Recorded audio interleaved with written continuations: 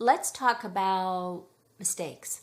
I know a lot about that subject because I have a bad habit of repeating the same mistakes. If you feel haunted or weighed down by some of your worst moments, stick around. I'll teach you a 3-step process that can help you stop repeating the same mistakes. Let's get to it. Step number 1, name the mistake. Usually, when we make a mistake, particularly a bad, hurtful one, we say, "I'll never do that again," or "I'll never be like my mother," or "I'll never get married again." As serious and determined as you are, saying what you're not going to do doesn't help. We make these inner vows in response to being hurt or rejected or when our needs aren't being met. But a strange things happen sometimes. The more we vow not to do something, the more we do it. Have you ever been riding a bicycle and had to steer on or through a narrow gate or passageway? I have. And it seems like the more I focus on not hitting the gate or staying on the narrow path, the more likely I do it. It's crazy, isn't it? This first step is about getting clear about what you're doing, not what you want to do or what you want to stop doing. For example, here's something I hear a lot. Your spending is out of control. Step 1, name your mistake. Saying, "I'll stop shopping on the internet" is not naming your mistake. Instead, my mistake is that I spend more money than I earn. You see? Here's some other examples. I date men who aren't financially independent. I overeat every day. I gossip. Once you get clear about the mistake or pattern you want to change, you can go on to step 2. And step 2 is to dig deep and figure out why. Why do you spend more money than you have? Why is a man's financial situation not important to you? Why do you overeat every day? Why do you gossip? In a previous video, I explained the 7 why exercise and how it helps to get to the root of your motivation, your values, or your goal. You can check it out here. In the meantime, answering honestly to why you do what you do may make you uncomfortable. But don't worry, I'm not judging you. This is your life. Pretending or hiding from yourself doesn't lead to a good life.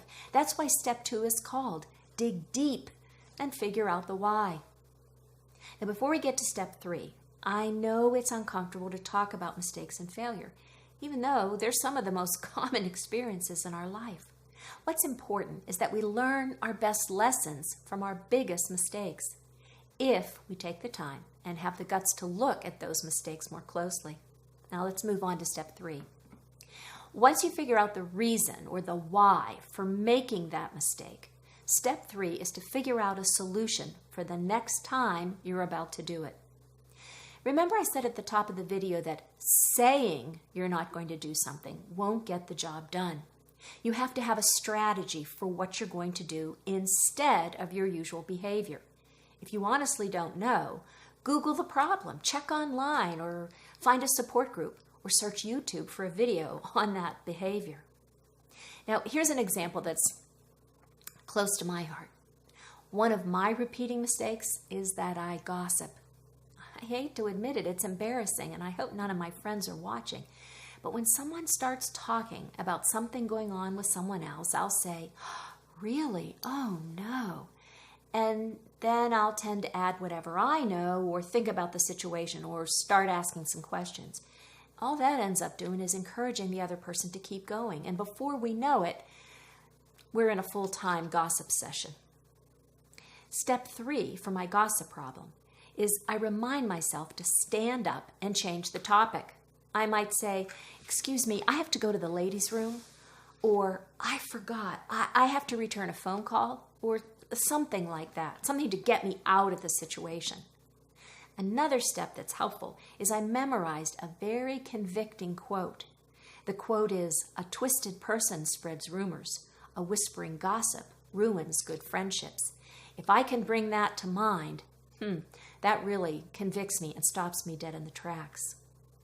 To change a habit or stop a repeating pattern, there has to be a change in behavior. It could be canceling your credit cards for a while, asking your thin health nut girlfriend to go grocery shopping with you, or being direct with a guy when you first start dating. Which brings me to step 4, which is seeing progress. Notice I said progress, not perfection. Did you honestly and consistently apply your solution? Did you track your spending? What did you learn? Did you download that app and use it to track your food intake and weight? How did I do in the conversation at book club last night and my small group on Monday? I can't say enough times that a good life requires you to be conscious and intentional about your life. In step 4, you're paying attention to and being honest about how are my strategies stopping me from my repeating pattern of mistakes. This is called learning, and it's also referred to as having a growth mindset. Here's the challenge. You're going to make mistakes. Worrying about failing doesn't make it easier, and it doesn't prevent it. If your goal is to stop making the same mistakes and learn from life, you'll have a better life. It'll be a good life. And if you want to know what the path to a good life looks like, check out these videos. Thank you for watching. I'm your mentor, Jane.